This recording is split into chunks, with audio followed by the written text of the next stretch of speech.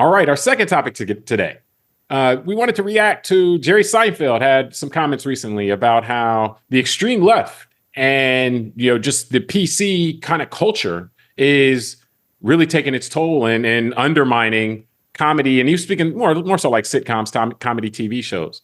So Tunde, I wanted to ask you, do you think he has a point, or do you think comedians maybe are soft now, and they're just, don't want to take the heat, so to speak, that comes with pushing the envelope sometimes? That's a good question. The way you set it up, I'll probably say, like most things in life, the truth is probably somewhere in the middle. There's probably some truth to that. I think just alluding back to part one, Grace made a point, something called spiritual egoism, she mentioned. And I feel like I would say, seeing Jerry Seinfeld's point and saying that he's correct, I think there's a lot of that going on in today's world with social media and the way everyone is their ego is leading the day. And, if they're upset about something and all that, they just, want to spew it to the world. And I think it does create, kind of a chilling effect on many people who would have things to say, and maybe some things that would be funny. So I do think that's a reality, but I take issue with, I think, something I see in our culture more and more. It's like this constant beating up on the left. And I'm somebody that doesn't consider myself like that left or left wing. I'm more of a centrist type of person. You're famously a registered independent and always have been. Yes. But this idea that, because I look at the left, people that are aggressive on the left about wanting maybe cancel culture and all this, I don't see them different than people that have been aggressive for my whole life on the right. I mean, to me, it was the Christian right that would have had a problem with Eddie Murphy's stand-up Delirious or Raw or George Carlin or Richard Pryor or those kind of comedians back in the day. So I just take this, I just feel like in the last couple of years, everything is being blamed on this magical and mythical left, which I don't really know where they are. It seems like just a lot of people are complaining and canceling everyone else in our society. And it's almost like the left has become like the Jews in a sense, like anti-Semitism, that we're just going to blame everything on that, even though no one can really point to this nebulous left that somehow exists out there. So, that's why I say they're probably truth somewhere in the middle in today's world. Okay. Grace, what are your thoughts? You know what I find interesting? We are in a country that was created because people didn't like the staunch, specific way you had to live your life in another place. Yeah. So we went out and we risked our lives, some people did, and to find a place where people could be free. And yet what's so interesting is that we are turning into the most unfree place, because it's not okay to have opinions about certain things or to feel certain things. And yet, how is there expansion, and how do we really connect back with each other if we don't start to know each other, understand each other from empathy? And, I, being 54, was raised at a time where having a platform meant that there was a responsibility, right? What does Spider-Man say? With great power comes great responsibility. And so where do we get to hear things that are different than our reality? We know that when you go online, our algorithms all stick us now in these very specific perspectives of life.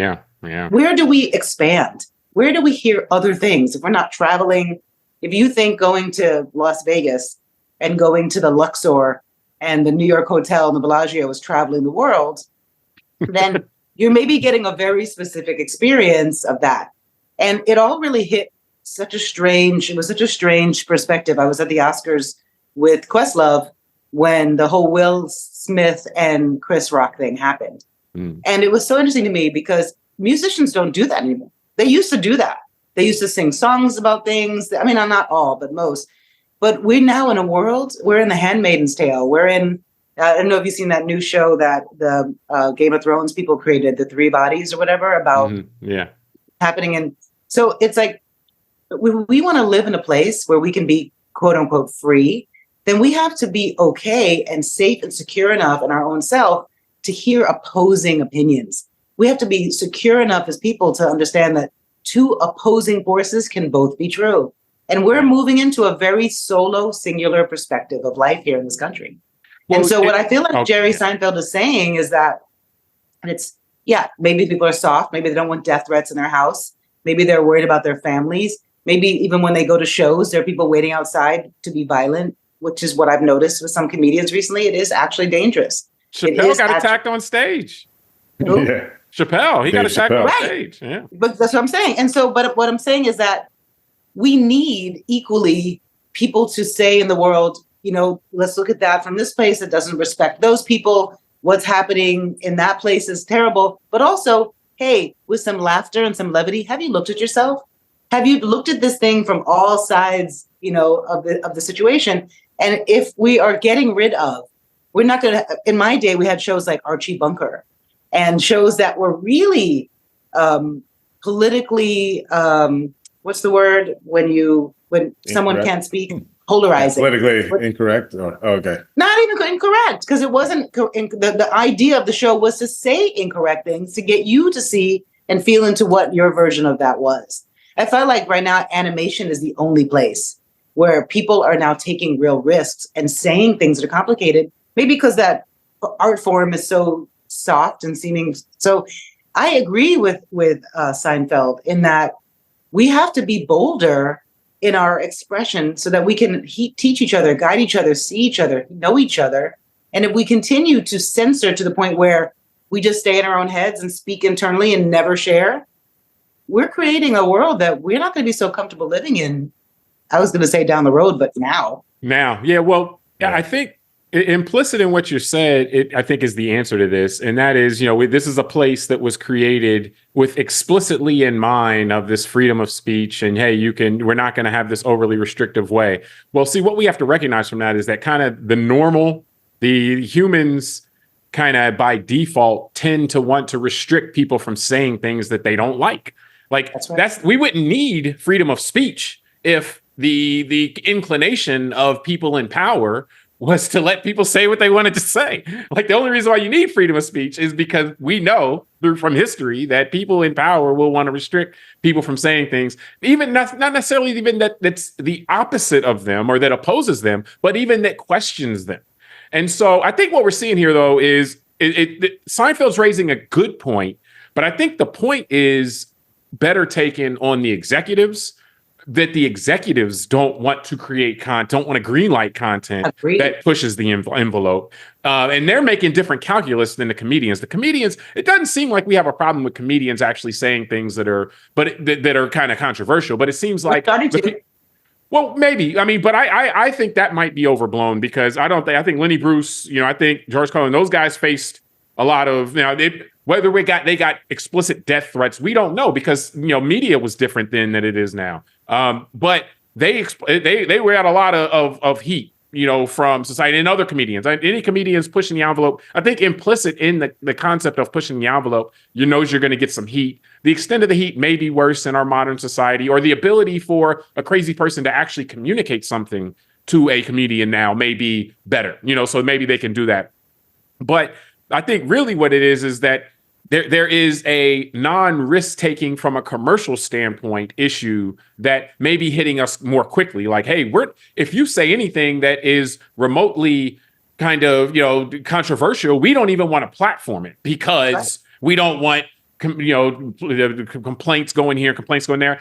I just don't know that that's new. I mean, like, I think back to the Super Bowl and the Janet Jackson thing, and it's like after that, you know, like the CBS is doing penance for years, you know, because all these people complained about the nipplegate or whatever. And so I think that might be a natural inclination. What may be different, though, is that instead of conservative executives that they're worried about, now they're worried about executives that are progressive saying, hey, we don't want you to make a joke about this person or make a joke about that person. It's like, well, hold up. The conservatives don't want us to say this stuff. The progressives don't want us to say this stuff. So what are we supposed to say? So it seems like he might be acknowledging that, you know, like basically the walls are getting closed in. I think, James, too, that it is a different time. I think we have in the last 4 years have watched leadership tell us to take matters into our own hands. Yeah. And take matters into our own hands at any cost.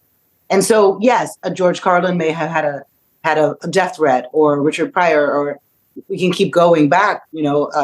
But now there is real authority and permission to take bodily harm to somebody. And that will make someone think differently. And I do know a lot of these comedians very well. And they are taking that into consideration. Recording artists, working in the music industry for so long, what got greenlit and what didn't was usually the most negatively facing concepts of how we should be as people that always got funded. Things that were empowering or speaking out or galvanizing independence were not funded. So your point about let me throw this in real quick. I'm sorry, but this is from the inside. By the way, again, Grace was a music industry executive. Like people like Tunde and I have said, like, oh yeah, see, they wouldn't green light the positive message. They would only do it like, but no, you're actually speaking on authority on this. You're not just kind of spitballing. So I just wanted to throw that in, just thank you. You know what you're talking about here. For 30 years, I worked with some of the biggest artists in the music industry, running creative and marketing and digital. And that was always my thing. I want you to be the artist, push the envelope, speak your heart. Like the biggest stars in the world and whatever your medium of art is, are the ones who do push forward with their own concept and pioneer a new idea. Are we willing to kill that completely? And that's really what I'm saying. It's like the left and right, like Tunde was saying, and all these different, really what you have now is we don't fact check.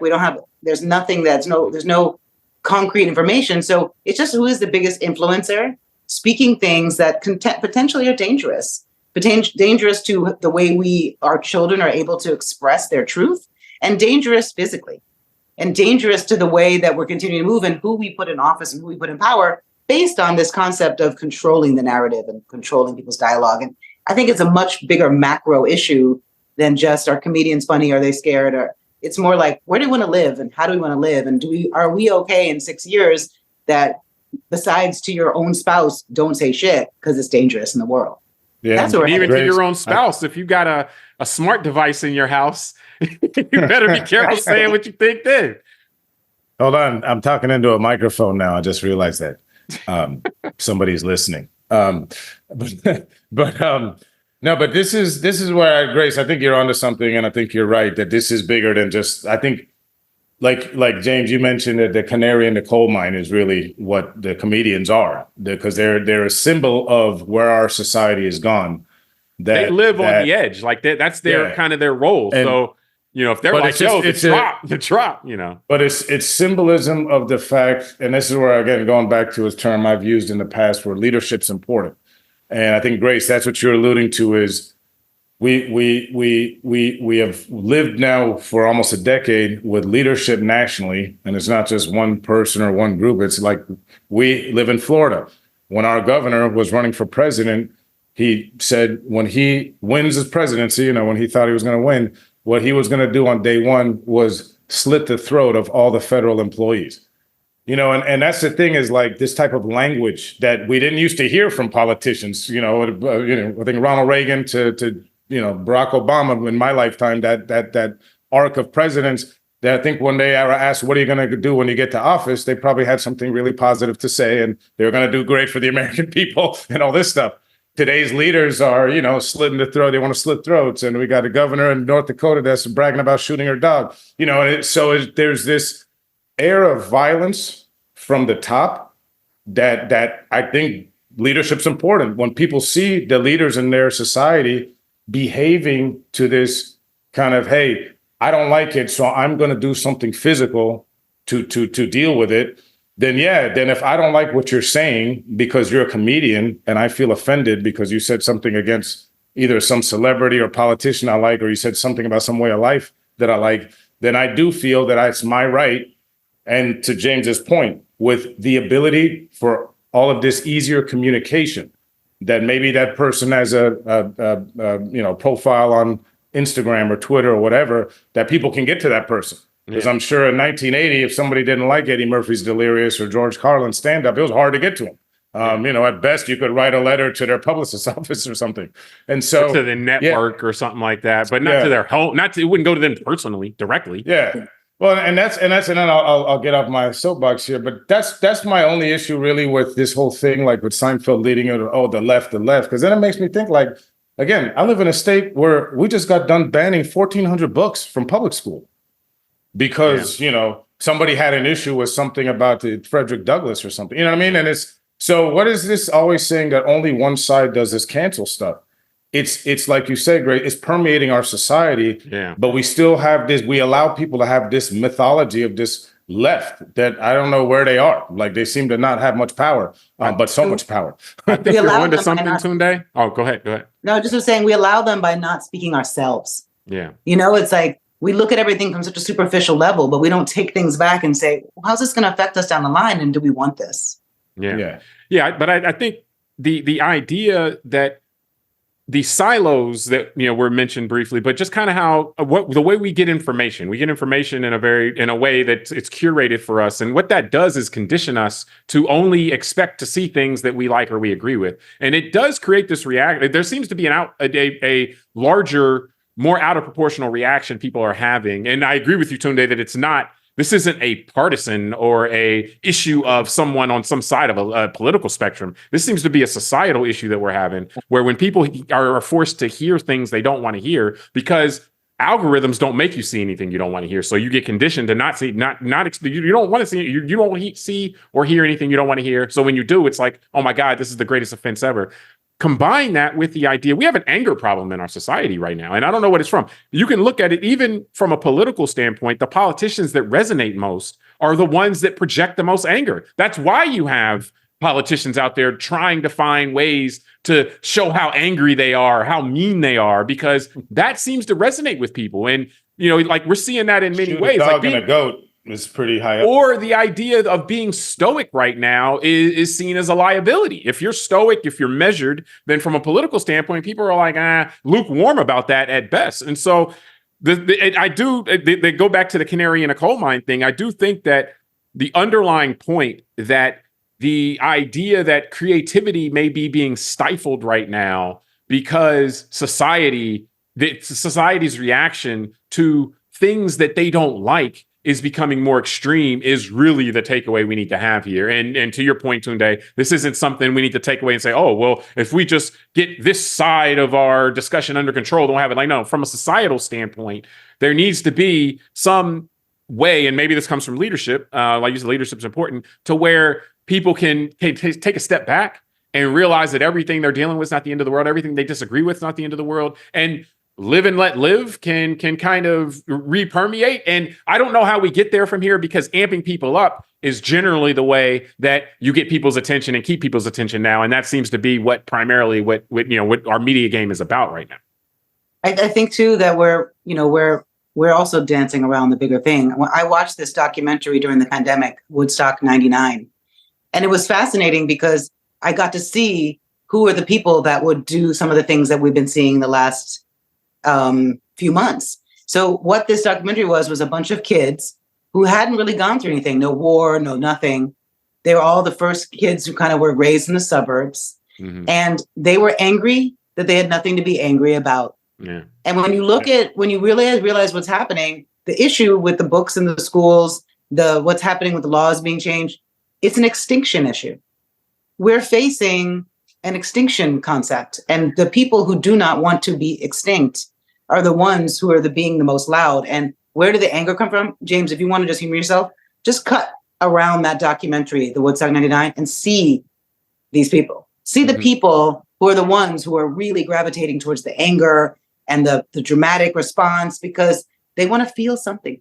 Yeah. They want to feel empowered. They want to feel like they lead. They don't want to feel what their actual purpose right now, which is that nobody cares. Yeah, feel purpose. Like if the Tunde references Maslow's hierarchy a lot. And like if all of these things that we really need to worry about, like if you live in a war zone, these aren't the kind of things you worry about. But if you don't live in a war zone and kind of you can go to the store and the shelves are full and all this other stuff, you manufacture things to worry about because you kind of almost need that from a purpose standpoint. That's exactly. Yeah. And actually to Grace's point from when part one, when we were talking about your book, when we were talking about, I didn't think about this being more of a serious allusion to the idea of hunter-gatherer societies when people were more in tune with nature and things were more egalitarian because they had to be, and the societies were smaller. Think about it. Human beings evolved to deal with all that stuff, to be in the woods and to understand all these smells and noises and how the animals are and all they deal with threats and all that. And that's my concern actually about where we're going as humanity, which is as we become more and more automated and productivity. Like I was just watching something last night about kind of the future, stuff and what scientists think are coming. And really, most scientists or futurists believe that we will have self-driving cars at some point in the next 100 years, and that the whole grid and all that. And I was just thinking about, that's going to be another thing. What do you do with all these people that are taxi drivers, Uber drivers, all that? And that's what I'm thinking. Like when human beings just have nothing to do, and we have all this time, look at what we've already done with that. Yeah, we'll figure out something to do. No, that's what I mean. We manufacture more stress. That's the sad part. And so it's like you give us rope. We're not building beautiful knots and tying all that. We keep hanging ourselves as a society. And so I just, that's what I'm saying. I'm based on this conversation. Now I'm definitely glass half empty, James. Oh, no, not pessimistic, Tunde. I thought you were going to say, I thought you were going to go, based on our earlier conversation, that fear, leads to anger, and anger leads to hate, and hate leads to suffering. I figured that would be your wheelhouse. But I do want to wrap up. Grace, or go ahead. You didn't have that one for us today? Yeah, no, not today. but for the final word, I wanted to give it to you, Grace, but we're going to wrap up. Just the final word, thoughts on this and just the overall societal issues we're speaking on. I actually think it is positive. I think that we had to get this upset. We had a president in office and all of a sudden everybody was like, oh, barbecues and we didn't do anything. And that's what we're all looking for. Like someone else has it. But when we look at other times when problems seem more simple, right? Oh, I need a union, or I need support because I'm working 17 hours, I'm making $1. The garbage truck is not picking up our issues were very community and basic. I feel like we need this level of turmoil to get off our asses. Yeah. And so to really look and create and go back to grassroots leadership, adopt a human, go spend time in a school. Like we're all complaining, but we're not doing the things that we actually can do. We all could go once a week to a local elementary school that's not resourced and talk to kids about leadership. Mm-hmm. We all can do things that doesn't seem like it changes the needle, but it does. There's this, I read this book and it was saying about racism specifically, and I'll stop talking. And they were saying how when kids are born, they're that first boot camp, because we're a species that has to learn how to walk and stuff, not like other species who know how to do that already. Yeah. One of the things we have to learn is who's our people instantly. So if you only have one kind of person in your house, your children are going to only think that person is safe. And so creating situations that open kids up and during the pandemic, we saw a lot of these kids challenging their very linear thinking parents by their own experience. And so today there is stuff to do. It's like getting safe in our hearts. It's like supporting people the way Seinfeld is saying, that speak out, and not saying that is the way, but saying, is that a way? And looking at things in a way that we all have empathy, we all can feel each other with safety, and know that our highest is for us all to be okay. Yeah. And I like the positive message, because while, yes, we look back at problems and things that societies have dealt with and say, oh, well, that didn't seem as complex as now. But at the time, I'm sure that seemed even more insurmountable than it does now. Like there are more tools for us to impact the world. But I think you're right. It really is. It's an individual thing. I always say that, from a democracy standpoint, you get the democracy that you deserve, because it requires constant effort, constant work. Like if you want somebody else to do it, you don't want a democracy. That's right. That's how it works. And I think from a societal standpoint, that's what we're here now. And I think you're right. As far as the answer, one, it is to allow yourself to not, or to be more open-minded, in terms of not necessarily what you're going to believe, but what is allowed to be said. And then two, kind of being involved, and not everybody just goes to their own kind of corner and just stays in there and just waits to see what happens next, so to speak. Get off the bench. Or you could just complain. Yeah, get into the starting five. Yeah, or you can just complain. I said, or you can just complain about everything. So well, we're doing that now. What is it doing for us? No, I'm saying that's what a lot of people are. No, but that's what I mean. That's what a lot of people are going to default to. Because I'm thinking, as you're saying it, Grace. No, but as you're saying about like the leadership, I'm just thinking about the elementary school near my house. I'm thinking, I'm sure for everyone like us that would say, yeah, that's cool. Go be part of your community. Go talk to kids at elementary school.